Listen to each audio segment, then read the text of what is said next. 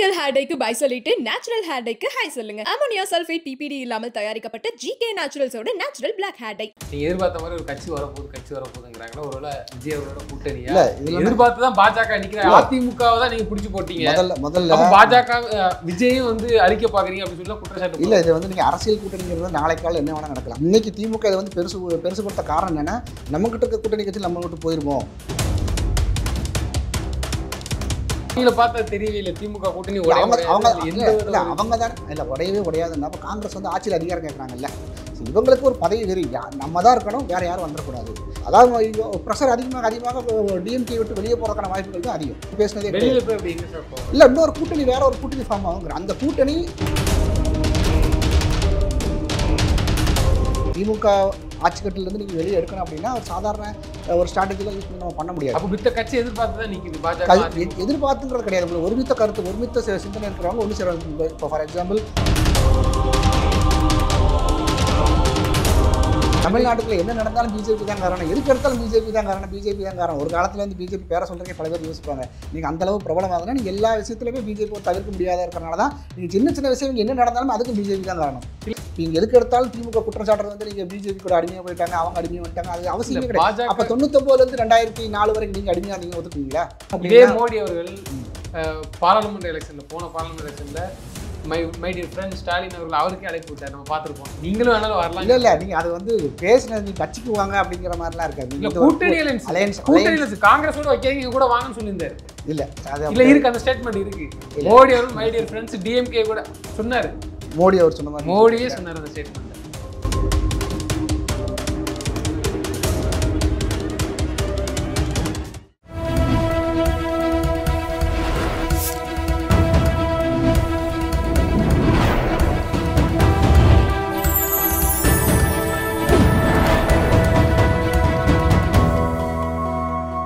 Channel 5 Tamil நேயர்களுக்கு வணக்கம். இன்றைய நேர்காணலில் நம்மோடு பேச இருப்பது பாரதிய ஜனதா கட்சியின் முனைவர் சிவசங்கர் அவர்கள். சார் வணக்கம். சார் வணக்கம்.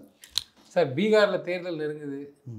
முதல்வர் வேட்பாளராக வந்து நிதிஷ்குமார் தான் எல்லாரும் எதிர்பார்க்குறாங்க, அவங்க தான் வரணுன்ட்டு. சரி, ஓகே, ஏன்னா அவங்க தலைமையில் தான் ஆல்ரெடி ஆட்சி நடந்துட்டு இருக்கு. அமித்ஷா அவர்கள் வந்து அறிவிக்காத காரணம் என்ன? அது இப்போ முக்கியமான நியூஸாக டாப்பிக்காக இப்போ கூட்டணி சீட் ஷேரிங்லாம் கம்ப்ளீட் பண்ணிட்டாங்க. அதெல்லாமே முடிஞ்சது. நிதிஷ்குமார் தலைமையில் தான் வந்து எலெக்ஷனை ஃபேஸ் பண்ணுவோங்கிறது சொல்லியாச்சு. அதிகாரப்பூர்வமாக ஒன்றும் அறிவிக்கலை, அவ்வளோதான். அதாவது உங்களுக்கு எப்போ வேணால் வந்து அந்த அறிவிப்புகள் வெளிவரும். நிதிஷ்குமார் தான் இது ப்ரீவியஸ் எலெக்ஷனும் போகும், அவர் தான் வந்து முன்னிலைப்படுத்தி தான் வெற்றி பெற்றாங்க. மறுபடியும் இந்த தடவை வந்து அவரோட தலைமை அப்படிங்கிறது உறுதியானதுக்கப்புறம் அந்த கன்ஃபர்மேஷன், அதாவது அஃபீஷியலாக கன்ஃபர்மேஷனுங்கிறது எப்போ வேணால் வரலாம். ஸோ அந்த பீகார் அந்த எலெக்ஷன்ஸ் ரொம்ப தீவிரமாக ஏன்னா உங்களுக்கு டேட் அனௌன்ஸ் பண்ணியாச்சு. ஸோ என்ன சொல்கிறது, இதுக்கு முன்னாடி வந்து 6 கட்டம் 7 கட்டமாக நடந்த எலெக்ஷன் பார்த்தீங்கன்னா இப்போ 2 கட்டத்தில் நடத்துகிறாங்க.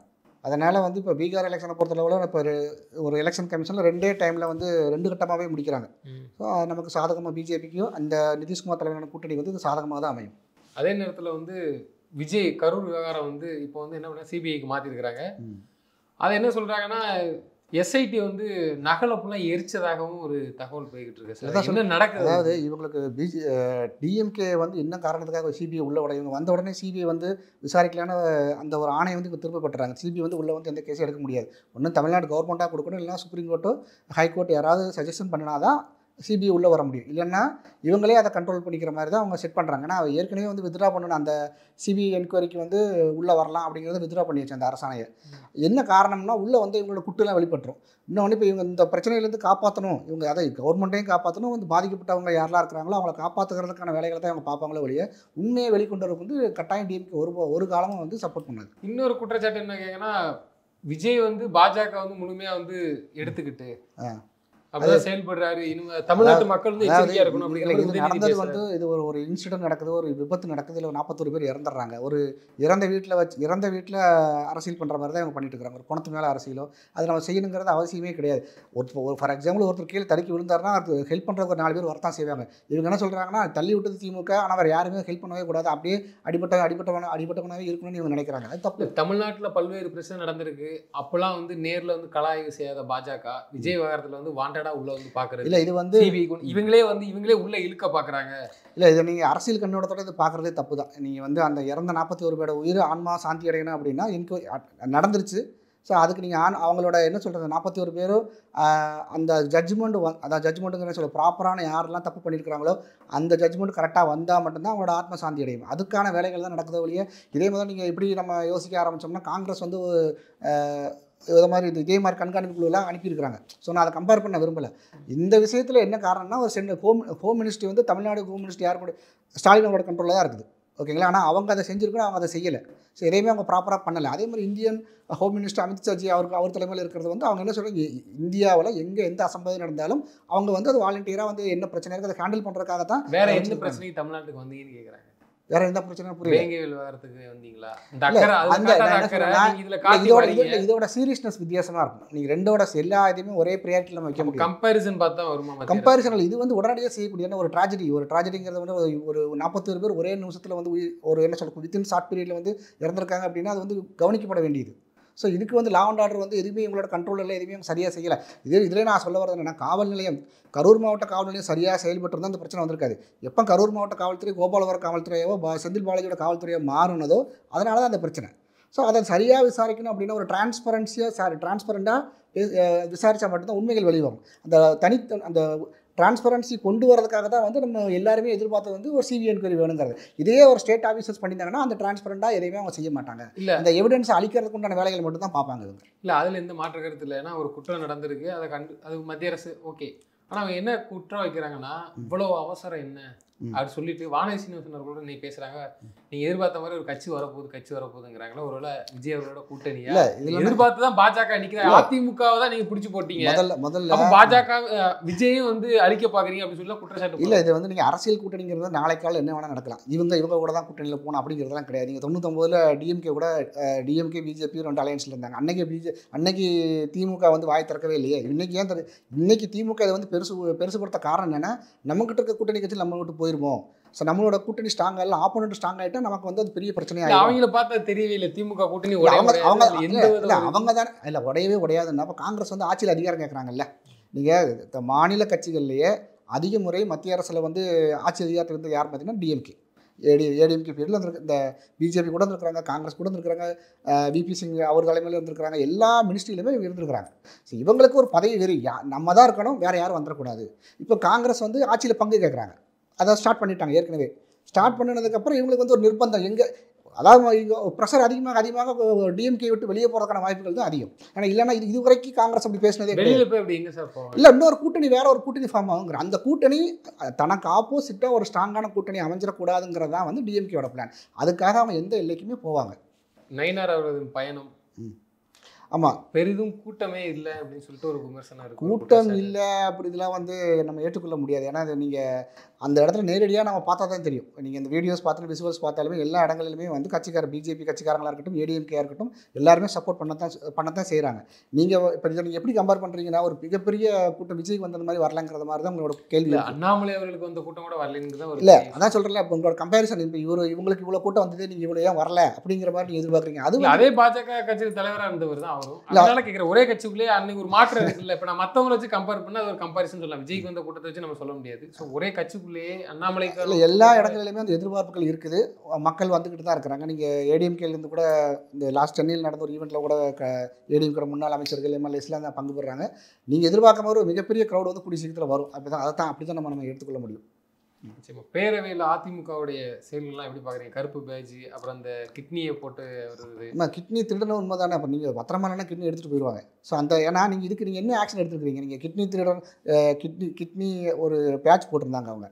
ஸோ சேஃப் நம்ம என்ன சொல்கிறது, இது வரைக்கும் அந்த விஷயத்தில் எந்த ஒரு இம்ப்ரூவ்மெண்ட்டுமே கிடையாது. இல்லை அது பேஜை குத்துறாங்க கருப்பு தானே. அன்னைக்கு குற்றம் நடந்த அன்னைக்கு ஒரு எதிர்க்கட்சியால் என்னென்ன செஞ்சிருக்க முடியும்? அவங்க கண்டனம் தெரிவிச்சிருக்காங்க. அந்த விஷயம் வந்து வெளியே கொண்டு வந்து பார்த்தீங்கன்னா அதில் ஏடிஎம்கேக்கும் ஒரு பங்கு இருக்குது, பிஜேபிக்கு ஒரு பங்கு இருக்குது. ஏன்னா அந்த கிட்னி திருட்டு வழக்கு வெளியே கொண்டு வந்ததில்லை. ஏன்னா பிஜேபி என்ன செய்யுதுன்னு கேட்குறாங்க. இப்போ அதிமுக தரப்புல இருந்து அவங்க வந்து அது விஜய்க்கு ஆதரவாக கூட எடுத்துக்கலாம், இல்லாட்டா மக்கள் நலன் கருதி இதில் வந்து அரசியல் பாகுபாடு இல்லாமல் செய்கிறாங்கன்னு சொல்லலாம். ஸோ பிஜேபி என்ன பண்ணுது இதில்? எந்த விஷயத்தில்? இந்த விஷயத்தில் அதிமுகவுடைய விஷயத்தில் இந்த கிட்னி பேஜா கொடுத்துட்டு வந்தது, கருப்பு பேஜ். அதாவது உங்களுடைய ஆதரவு எப்படி இருக்கு நிலைப்பாடு? ஏன்னா ஒரு பக்கம் வந்து இந்த பக்கமா இருக்க சுச்சுவேஷன்ல விஜயையும் நீங்க கையில போட்டுக்கிற பாக்குறீங்கன்னு ஒரு குற்றச்சாட்டு வருது. இல்லை கூட்டணி அமைஞ்சா தப்பு இல்லைன்னு தான் நான் சொல்லுவேன். ஏன்னா எங்களுக்கு வந்து அமையாத கூட்டணியா இல்லை அமையக்கூடாத கூட்டணியாது அப்படி கிடையாது. ஏன்னா நீங்கள் எல்லா கூட்டணி வந்து இந்த நம்மளோட ஒரே லட்சியம் என்ன அப்படின்னா திமுகங்கிறது இருக்கக்கூடாது. நீங்கள் திமுக ஆட்சிக்கட்டிலேருந்து நீங்கள் வெளியே எடுக்கணும் அப்படின்னா ஒரு சாதாரண ஒரு ஸ்ட்ராட்டஜிலாம் யூஸ் பண்ணி நம்ம பண்ண முடியாது. அப்போ மித்த கட்சி எதிர்பார்த்து தான் நிற்கிது பாஜக. எதிர்பார்த்துங்கிறது கிடையாது. உங்களுக்கு ஒருமித்த கருத்து ஒருமித்த சிந்தனை இருக்கிறவங்க ஒன்று சேருவாங்க. இப்போ ஃபார் எக்ஸாம்பிள் நீங்கள் ஏடிஎம்கே எடுத்தாலும் சரி, பாஜக எடுத்தாலும் சரி, இவங்களுடைய எண்ணம் என்னவாக இருக்குன்னா டிஎம்கே வெளியே வரணும். இப்போ அந்த லைனில் நீங்கள் டிவிக்கே வந்தாலும் நான் என்ன சொல்கிறேன்னா கூட்டணி வருமா வராதுங்கிறது யாருக்கும் தெரியாது. அப்படி ஒரு சிந்தனையில் வரும்போது அமைஞ்சாலே தப்பு இல்லைங்கிறது தான் நான் என்னுடைய கருத்து. ஏன் அது அமையாமலும் போகலாம். அது வந்து கடைசி நேரத்தில் எல்லாம் அந்த பார்ட்டியோட லீடர்ஸ் தான் அதை டிசைட் பண்ணணும். அப்படி அமைஞ்சா என்ன தப்புங்கிறத நான் கேட்குறேன். ஏன்னா நீங்கள் எதுக்கு எடுத்தாலும் திமுக குற்றச்சாட்டு வந்து நீங்கள் பிஜேபி கூட அடிமையாக போயிட்டாங்க, அவங்க அடிமையாக வந்துட்டாங்க, அது அவசியமே கிடையாது. அப்போ 99லேருந்து 2004 வரைக்கும் நீங்கள் அடிமையாக இருந்தீங்கன்னு ஒத்துக்குவீங்களா? இப்போ டிஎம்கே வந்து இவங்களை மற்ற கட்சிகளை நீங்கள் குறை சொல்கிறீங்கன்னா இப்போ 99லேருந்து 2004 வரைக்கும் இவங்க நீங்கள் கொத்தடிமை, பிஜேபியோட ஒரு கொத்தடிமை 5 வருஷம் இருந்தீங்கன்னா அதை ஏற்றுக்கிடுவாங்களா? அதிமுக ஒரு நிலைப்பாடு எடுக்குது, பாஜகவுடன் ஒரு நேரத்தில் கூட்டணி ஒரு நேரம் கூட்டணி இல்லாம போது. திமுகவும் அதே நிலைப்பாடு தான். ஒரு நேரம் கூட்டணி நீ சொன்ன மாதிரி 99 வாஜ்பாய் தலைமையில் கூட்டணி வச்சாங்க, அதுக்கப்புறம் கூட இல்லாமல் போகுது. ஆனா பாஜகவுக்கு வந்து யார் வேணாலும் வாங்க, என்ன வேணாலும் எப்போ வேணாலும் வாங்க, ஓப்பன். அதாவது எப்படின்னா என்ன காரணம்னா உங்களுக்கு வந்து எதிரியை ஃபைனலைஸ் பண்ணியாச்சு. அதை நீங்கள் வந்து ஒழிக்கணும். அப்படியே மோடி அவர்கள் பாராளுமன்ற எலெக்ஷனில் போன பாராளுமன்ற எலெக்ஷனில் மை டியர் ஃப்ரெண்ட் ஸ்டாலின் அவர்கள் அவருக்கே அழைப்பு விட்டார். நம்ம பார்த்துருப்போம். நீங்களும் வேணாலும் வரலாம். இல்லை நீங்கள் அது வந்து பேசினது நீங்கள் கட்சிக்கு வாங்க அப்படிங்கிற மாதிரிலாம் இருக்காது. நீங்கள் கூட்டணி அலையன்ஸ் காங்கிரஸோட வைக்கிறீங்க கூட வாங்கன்னு சொல்லியிருந்தாரு. இல்லை அது இல்லை இருக்கு, அந்த ஸ்டேட்மெண்ட் இருக்கு. மோடி அவர்கள் மை டியர் ஃப்ரெண்ட்ஸ் டிஎம்கே கூட சொன்னார். மோடி அவர் சொன்ன மாதிரி மோடியே சொன்னார் அந்த ஸ்டேட்மெண்ட்டை. சரி, இல்லை அதில் எனக்கு ஐடியா இல்லை. நான் அந்த நியூஸ் நான் பார்க்கல. நான் எனக்கு ஐடியா இல்லை. நான் என்ன சொல்கிறேன்னா அப்படி கூட்டணி அமைஞ்சால் இது வந்து இல்லை எதுக்கு இதை சொல்கிறேன்னா எதிரியை நம்ம ஒரு இதில் வந்து கிளைம் பண்ணி நிப்பாட்டுறோம். ஸோ பாஜகவுக்கு வந்து அப்படி கிடையாது, யார் வேணாலும் வாங்க. அப்படி நிலைப்பாட்டில் கொள்கை இருக்கா, என்ன கோட்பாடு, எப்படி விஜய் போவார்? இல்லை இந்த எலெக்ஷன் கேம்பெயினை பொறுத்தவரை ஒரே ஒரு எதிரி வந்து டிஎம்கே தான். நீங்கள் வந்து அதை ஃபைனலைஸ்டான எதிரி. நீங்கள் அவங்கள ஒழிக்கணும்னா நீங்கள் எத்தனை கூட்டணி இன்னும் கொஞ்சம் கூட்டணி ஸ்ட்ராங் ஆகும்போது வந்து ஈஸியாக ஜெயிக்கிறதுக்கான வாய்ப்புகள் அதிகம். இங்கே ஆப்போனட் இப்போ டிஎம்கேக்கு ஆப்போனண்டாக இருக்கிற அத்தனை பிரிஞ்சு நின்னாங்க அப்படின்னா அதோட பாதிப்பு யாருக்கு சாதகமாக டிஎம்கே தான் சாதகமாக அமையும். ஸோ அந்த கூட்டணியை வலுப்படுத்துறதுக்கு தான் வந்து எல்லா கட்சி தலைவர்களுமே வந்து பேசுகிறார். எடப்பாடி பழனிசாமி அவர் பேசுனதாக இருக்கட்டும், பிஜேபியிலேருந்து பேசுகிறாங்களா இருக்கட்டும், எல்லாருமே ஒட்டுமொத்த என்னன்னா டிஎம்கேங்க இருக்கக்கூடாது. ஸோ அதுக்கு அந்த ஒருமித்த கருத்தில் வர எந்த கட்சி வேணாலும் வரலாம் அப்படிங்கிறது தான் வந்து அவங்களுடைய எண்ணம். ஸோ இதோட இந்த ஃபைனலைசேஷன் எதுவுமே இப்போ நமக்கு இன்னும் எதுவுமே முடிவு ஆகலை. அது கொஞ்சம் நாளாக திருமாவளவன் கூட வெளியே வந்தாலும் ஆச்சரியப்படுறதுக்கு இல்லை. ஏன்னா கூட்டணிக்கு வாங்க சொல்ல வெளியே வரதாக்கான வெளியே வந்தாலும் ஆச்சரியப்படுறதுக்கு இல்லை. காங்கிரஸ் கூட்டணியை வந்து உருவாக்க விருப்பம் இல்லை, ஏன்னா அவங்களுக்கு தெரியும். ஆமாம், அது ஏற்கனவே அவங்க ஒரு 5 வேணுங்கிற சர்வேல தான் அவங்க போறாங்க. இப்போதைக்கு அவங்க திமுகவோட நிரந்தர கொத்தடிமை மாதிரி அவங்க தான் இருக்கிறாங்க. ஏன்னா எந்த ஒரு விஷயத்துக்குமே வந்து அவங்க எதிராக பேசுறது கிடையாது. என்ன சொல்றதுக்கு என்ன தப்பு செஞ்சாலும் சரி தலையாட்டுறீங்க. ரீசெண்டாக பார்த்தீங்கன்னா இந்த மேம்பாலம், ஜிடி நாயுடு மேம்பாலம், நீங்கள் ஜாதி ஒழிக்கிறேன்னு ஆரம்பிச்சுட்டு நீங்கள் நாயுடுங்கிற ஜிடி நாயுடு அப்படிங்கிறத நீங்கள் இன்னைக்கு நீங்கள் அதை விதைச்சிங்க. பாரதிய ஜனதா கட்சியாக இருந்தால் அந்த இடத்துல என்ன பண்ணி நான் என்ன சொல்கிறேன்னா நீங்கள் வந்து அதாவது ஒரு நிமிஷம், அதாவது சாதியில் ஒழிக்கணும்னு நீங்கள் தான் பேச ஆரம்பிக்கிறீங்க. நீங்கள் சாதியை ஒழிக்கணும் அப்படின்னா அது உங்கள் இடத்துல இருந்தால் நீங்கள் ஆரம்பிக்கணும். இப்போ நான் ஒரு பேசுகிறேன், ஜிடி நாயுடுங்கிற பேரை நீங்கள் இன்றைக்கி அந்த நாயுடுங்கிறது இன்றைக்கி நீங்கள் எடுக்காமல் விட்டீங்கன்னா ஒரு 100 வருஷம் கழிச்சு அப்படி உங்களுக்கு ஜிடி அப்படிங்கிறவர் வந்து விஞ்ஞானின்னு தெரிய வரும். ஆனால் இன்றைக்கி நீங்கள் ஜிடி நாயுடுங்கிற பேரை வந்து நீங்கள் கன்ஃபார்மாக நீங்கள் வைக்கிறீங்க, அதில் எங்களால் திரும்பி பெற முடியாது அப்படின்னா 110 வருஷம் ஆனாலுமே வந்து அந்த நாயுடு ஜாதி இருக்கதான் செய்யும். நான் என்ன பாஜகவா இருந்துச்சுன்னா இந்த செயல் திட்டத்தை வந்து அவங்க நடைமுறைப்படுத்தினாங்கன்னா அவர் பேரை வைக்கும்போது நீங்க எப்படி நம்ம எந்த இடத்துலயுமே வந்து ஜாதி பேர்ல இருக்கக்கூடாது. வந்து நீங்க வந்து அப்போஸ் பண்ணவங்க யார் இதை நீங்க வந்து முழு அவருடைய பேர் வந்து நான் சின்ன பிள்ளைல இருந்து ஜிடி நாயுடுன்னு சொல்லி நம்ம எல்லாருக்கும் பதிவுப்பட்ட மாதிரி வேபு சிதம்பரனார் போடுறீங்க, சிதம்பரம் பிள்ளைங்கிறத போட மாட்டேங்கிறீங்க. இதை மாதிரி எத்தனையோ விஷயங்கள் சொல்லலாம். சங்கரலிங்க நாடார்னு யாராவது போட சொன்னா போட மாட்டாங்க, சங்கரலிங்கம் வருவாங்க. அதே மாதிரி முத்துராமலிங்க தேவர் போட சொன்னா அதை செய்ய முத்துராமன். இவங்களுக்கெல்லாம் நீங்க ஒரு புரோட்டோகால் ஃபாலோ பண்றீங்க. அது மாற்றப்படலையே, ஸ்டார்டிங்ல இருந்து நம்ம படிச்சதுல கிடையாது. நான் முத்துராமலிங்க தேவர் தானே இருக்கும். எங்கேயாவது ஒருத்தர் நீங்கள் எங்கேயா படிச்சிருக்கீங்களா முத்துராமலிங்கம் அவர்கள் அப்படியே பார்த்துருக்கீங்க. இவங்க அதை நான் என்ன சொல்கிறேன்னா நீங்கள் ஒரு டிசிஷன் எடுக்கிறீங்கன்னா அந்த டிசிஷனில் it is common to all, எல்லாருக்கும் ஒரே மாதிரி இருக்கணும். நீங்கள் அந்த ஜிடி நாயுடு அதில் நீங்கள் நாயுடுங்கிறத அக்செப்ட் பண்ணிக்கிறீங்க, எப்படி முத்துராமலிங்க தேவர்னு அக்செப்ட் பண்ணுங்கள். அதையே நீங்கள் செய்ய மாட்டேங்கிறீங்க. சங்கரலிங்க நாடார் அதை நீங்கள் அக்செப்ட் பண்ணுங்கள், அதெல்லாம் நீங்கள் செய்ய மாட்டேங்க. வாவு சிதம்பரம் பிள்ளை அப்படிங்கிறது வாவு சிதம்பரம் தானே நீங்கள் கோட் பண்ணுறீங்க. ஒன்று முழுசாக செய்யுங்க, இல்லைன்னா செய்யாதீங்க. அப்போ இப்போ நீங்கள் இந்த ஒரு 2025 1000 வருஷமாக ஜாதி ஒழிக்க ட்ரை பண்ணாலும் அது பெரிய அளவில் ஒழிஞ்சிருக்கானா இல்லை. ஆனால் நீங்கள் மறுபடியும் அந்த ஜாதி நீங்கள் தான் தூக்கி பிடிக்கிறீங்க. நான் என்ன சொல்கிறேன், அந்த பாலம் இன்னொரு 100 வருஷமோ 1000 வருஷம் கழிச்சு பார்த்தாலும் ஜிடி நாயுடு தானே இருக்கும். அப்போ நீங்கள் தான் அந்த ஜாதி இருக்கிறதுக்கான எல்லா வேலைகளையும் பார்க்குறீங்க. ஒழிக்கணும்னா ஒட்டுமொத்தமாக ஒழிச்சிருங்க. உங்களுக்கு பிடிச்சவங்க உங்களுக்கு அது சொல்கிறீங்க, அவ்வளோதான். சரி, ஏன்னா அவங்களுக்கு நீங்கள் ஒரே மாதிரி ஹேண்டில் பண்ணுங்கன்ற நீங்கள் எல்லா தலைவர்களாக இருக்கட்டும் இதே மாதிரி தான் அவங்களுக்கு ஒரு என்ன இருக்கும். ஜிடி நாயுடுங்கிற பேர், ஏன்னா ஜிடி நாயுடு அவரோட ப்ராப்பர்ட்டிஸாக இருக்கட்டும், இல்லை வந்து அவங்க நிறைய கல்வி நிறுவனங்கள் நிறைய அமைப்பு இருக்குது, அவங்களுக்கு நிறைய சேவைகள் செஞ்சுட்டு இருக்கிறாங்கன்னு நினைக்கிறேன். அதில் அவங்க கூட வந்து நாயுடுங்கிற பேரை சேர்க்கலாங்க, ஜிடிங்கிறதா இருக்குது. நான் ஒரு ஆர்டிக்கல் நான் படித்தேன். அவங்களே அந்த ஜாதி வந்து முன்னிலைப்படுத்தாத போது நீங்கள் கவர்மெண்ட் நீங்கள் முன்னிலைப்படுத்துறீங்க. அது ஒரு தவறான முன்னுதாரணம் தானே. அது உங்களை அதாவது டிஎம்கே திகாவை நம்ம குறை சொல்ல காரணம் நீங்கள் தான் ஜாதி ஒழிக்க பிறந்தவர்கள் மாதிரி நீங்கள் பேசியிருக்கிறீங்க. இங்கே ஒழிக்கிறீங்க. அதை வந்து ஒருதலை பட்சமாக தானே செஞ்சுட்டு இருக்கிறீங்க. அப்போ இவருக்கு நீங்கள் போட்ட மாதிரி மற்ற எல்லா தலைவருக்கும் நீங்கள் இந்த பேர் போடுங்க. அந்த தைரியம் உங்களுக்கு வர மாட்டேங்குது. ஏன் வர மாட்டேங்குது? யார் எதுவும் கேட்க மாட்டாங்கிறது தான். சரி, நீங்கள் வந்து ஓட் பாலிடிக்ஸ் தான் இது.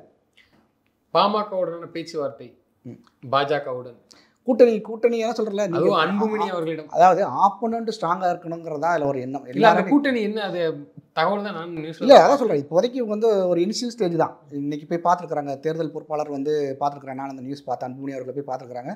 ஏற்கனவே அங்கே அன்புமணி அவர்களுக்கும் தந்தைக்கும் ஏற்கனவே ஒரு இஷ்யூ போயிட்டு இருக்குது. நான் அந்த அதுலேருந்து அவங்க முதல்ல வெளியே வரணும்.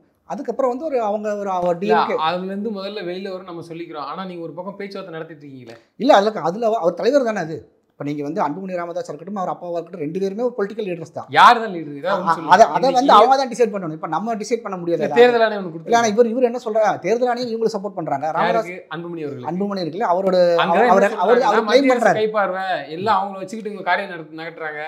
உடனே எப்படி வருது? என்ன உடனே சொல்லுங்க. இல்ல அன்புமணி அவர்களுக்கு யாரு 2 பேர்ல யாருக்கு தான் கட்சின்னா தேர்தல் அந்த கட்சியோட பைலா படி தான் முடிவெடுக்க முடியும். ஏன்னா இவர் ராமதாஸ் அவர் என்ன சொல்றாருன்னா, தனி கட்சி ஆரம்பிச்சுக்கிட்டோம். இதுல வந்து அவர் சர்வே பண்ணல. அங்க என்ன சொல்றாங்கன்னா, ஓகே நீங்க சொன்னபடி பைலா படி எடுக்கணும். ஆனா இது வந்ததே வந்து பிஜேபி வந்து இதுல கேம் பண்ணுது.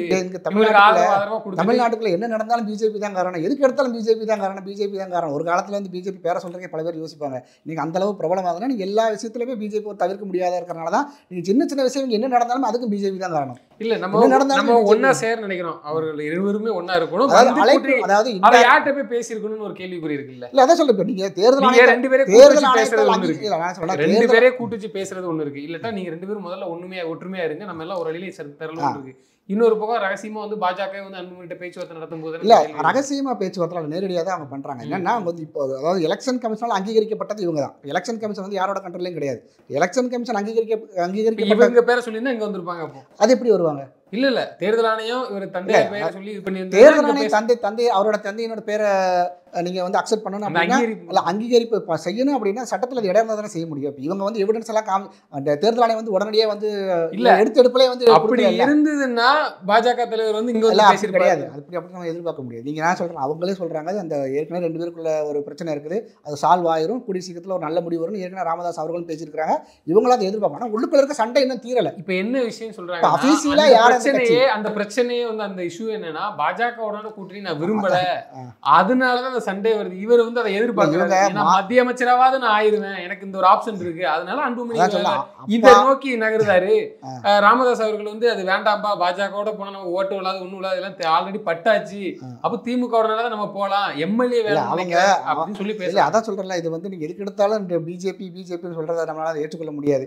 இல்ல பிஜேபி சொல்லல, பிஜேபியோட கூட்டணி வேண்டாம்னு சொல்றாரு. இல்ல 2 பேருக்குள்ள ஒருத்தருக்கு 2 டிஃபரன்ஸ் ஒப்பீனியன் இருக்கு. 2 பேருக்கும் ஒவ்வொருத்தருக்கும் இவருக்கு ஒரு ஒப்பீனியன் இருக்கு, அவருக்கு ஒரு ஒப்பீனியன் இருக்கு. அந்த ஒப்பீனியன் முதல்ல அவங்க 2 பேரும் சரி பண்ணினால் ஒரு பிரச்சனை எல்லாருக்குமே வந்து ஈஸியா இருக்கும். ஏன்னா கட்டாயம் அவங்க சரி பண்ணுவாங்க. எலெக்ஷன் இருக்க போகுது. எடப்பாடி பழனிசாமி அவர்களை இழுத்தது போல ஐயா பெரியவரை இழுக்க முடியாதா பாஜகவில்? நீங்க சொல்றது எப்படின்னா, யாரையும் நீங்க கட்டாயப்படுத்தி வலுப்படுத்தி நம்மளை கூட்டிட்டு வர மாதிரி நீங்க பேசுறீங்க. ஆனால் அப்படி கிடையாது. அப்படி நம்ம செய்ய முடியாது. அப்படி ஒரு நீங்க கூட்டணி அமைச்சாலுமே வந்து அவங்க எப்போ வேணா வெளியே போகலாம். நம்மளை கம்பல் பண்ணி கூட்டிட்டு வரதுக்கு நீங்களா வர்றதுக்கு நிறைய வித்தியாசம் இருக்குது. ரைட், இந்த குற்றச்சாட்டு நானே சொல்லக்கூடாது. ஆனால் 2 ஆப்ஷன் இருக்கு. விஜய் அவர்கள் வந்து எதிர்பார்க்கறது பாஜக அதிமுக அதை ஒத்துக்கிட்டு தான் ஆகணும், எதிர்பார்க்குறாங்க. ஸோ ஒருவேளை பிஜேபி வேணாம் அதை கலட்டி விடும் பட்சத்தில் அப்படி பேக்கிடலாம் அப்படின்னு நினைக்கிறேன். ஒரு அதிமுக விஜய் தமிழக வெற்றி கழகம் விஜய் அவர்கள் வந்து ஏற்கனவே சொல்லியிருக்கிறாங்க, அவங்க வந்து ஒரு அலையன்ஸுக்கு அவங்க ரெடியாக இருக்கிறாங்க. நாம் தமிழ் கட்சி மாதிரி கிடையாது. அவங்க வந்து நாங்கள் தனியாக தான் நிற்போங்கிறோம், தனியாக தான் நின்றுட்டு இருக்கிறாங்க. அதே மாதிரி டிவிகேங்கிறது வந்து அலையன்ஸ் பார்ட்டிக்கு அவங்க ரெடியாக தான் இருக்கிறாங்க. எந்த அலையன்ஸுங்கிறது வந்து என்ன சொல்கிறது, இன்னொரு வித்தின் 1 or 2 months அவங்க ஃபைனலைஸ் பண்ணுவாங்க. எது கம்ஃபர்டபுளாக இருக்கும் நம்மளோட. இப்போ நீங்கள் ஏடிஎம்கோட எதிரியும் திமுக தான். இப்போ இவங்களும் வந்து திமுக தான் டார்கெட் பண்ணுறாங்க. ஸோ அப்படிங்கிறப்ப அந்த ஒருமித்த கருத்து இருக்கவங்களாம் எல்லாம் ஒரு கட்டத்தில் ஒரு இடத்துல வருவாங்க. அது வரும்போது என்ன சொல்கிறது, பெரிய பலம் கிடைக்கும். அந்த பலம் சேர்ந்துடக்கூடாதுங்கிறதுல தீவிரமாக வேலை வைக்கிறது யாருன்னா டிஎம்கே. அவங்க தான் டெய்லி ஒவ்வொரு விஷயத்தையாக வந்து பேசிகிட்டே இருக்காங்க. பாரதிய ஜனதா கட்சி எதுக்குனாலும் தயாராக இருக்குங்க. எதுக்கு இல்லை, அப்படி இல்லைன்னா வந்து பாலிடிக்ஸ் பண்ண முடியாது. நீங்கள் வந்து மற்ற எல்லா இடங்களும் இல்லை, ஒரு நிமிஷம், மற்ற எல்லா இடங்கள்லையுமே நீங்கள் நார்த்தில் மற்ற பல ஸ்டேட்டில் வந்து பிஜேபி வந்த மாதிரி இங்கேயே நம்ம வரணும் அப்படின்னா ஸோ இங்கே சுச்சுவேஷன் எப்படி இருக்குது சுச்சுவேஷன் வந்து இப்போ நமக்கு ஏடிஎம்கே அலையன்ஸுக்கு தான் சாதகமாக இருக்குது ஸோ நீங்கள் இப்படி தான் நம்ம வந்து நீங்கள் கட்சி சார்ந்தவர்கள் இது போன்று இப்படி சொல்லிக்கிறீங்க, அதாவது நமக்கு சரி பிடிக்கணும் ஆட்சிக்கு வரணும்ட்டு. ஆனால் அவங்க கட்சியோட மூத்த தலைவர் என்ன சொல்றாருன்னா எங்களுக்கு 26 முக்கியம் இல்லை 29 தான் முக்கியம்னு சொல்றாரு. இல்லை நீங்கள் அவரே ஸ்டேட்மெண்ட் அது வந்து அது வந்து இப்போ பேசுனது இல்லை 2 to 3 months பேக்கில் நீங்கள் சொன்னது 3 மந்த்லாம் இல்லை 2 months இருக்கும் ஏப்ரல் மேலே ஒரு மந்த் தான் அவரே ஒரு தொலைக்காட்சியில் பேசுனது. இல்லை ஏன்னா நீங்கள் அலையன்ஸ் நீங்கள் ஏடிஎம்கே கூட அலையன்ஸ் ஃபார்ம் ஆனதுக்கப்புறம் வந்து நமக்கு எத்தனை சீட் தருவாங்கன்னு தெரியாது. ஸோ நான் அந்த இடத்துல வந்து நீங்கள் இங்கே லீடர்ஷிப் நம்ம யாரை ஃபோக்கஸ் பண்ணுறோன்னா ஏடிஎம்கே தான். இந்த இடத்துல வந்து நீங்களும் ஒரு 40 சீட்டுக்கு குறைந்து தரேன்னா போக மாட்டீங்க தானே. இல்லை அந்த சீட் ஷேரிங் வந்து நம்ம இன்னும் பேசவே அவங்க ஆரம்பிக்கிறாங்க. சீட் ஷேரிங்கிறத வந்து இனிமேல் தான் அவங்க பேசுவாங்க. நான் என்ன சொல்ல வரேன்னா இப்போதைக்கு நம்ம தமிழ்நாட்டில் களம் காண போகிறது அப்படின்னா ஏடிஎம்கே தலைமையில முடிவானதுக்கு அப்புறம் வந்து நம்ம இந்த ஸ்டேட் எலெக்ஷன் அந்த அசம்பிளி எலெக்ஷன்ஸில் வந்து ஏற்கனவே பண்ணினது ஏற்கனவே என்ன டிசைட் பண்ணியிருக்காங்கன்னா இவங்கள தலைவராக வச்சு நம்ம தொடர்வோன்னு முடிவு பண்ணியிருக்காங்க. 26 மத்திய அரசுக்கான தேர்தல் வந்து அடுத்த எலெக்ஷன் வரும்போது அதற்கு உண்டான வேலைகள் இன்னும் கொஞ்சம் தீவிரமாக கவனம் செலுத்துவாங்க. இதில் வந்து ஃபோக்கஸ் யாருன்னா ஏடிஎம்கே தான் லீடு, அவங்க தான் லீடர். அதை வந்து அலையன்ஸ் ஃபார்ம் பண்ணதுக்கப்புறம் நம்ம சொல்கிறேன். இதுக்கப்புறம் வந்து ஆர்டிஃபிஷியலாக நம்மளாம் எதுவும் பேச சரியாக இருக்காது. நிச்சயமா சார், வரக்கூடிய காலங்களில் தெரிய வரும். தொடர்ந்து தங்களுக்கு கருத்துக்களை பகிர்ந்தமைக்கு நன்றி. ஓகே.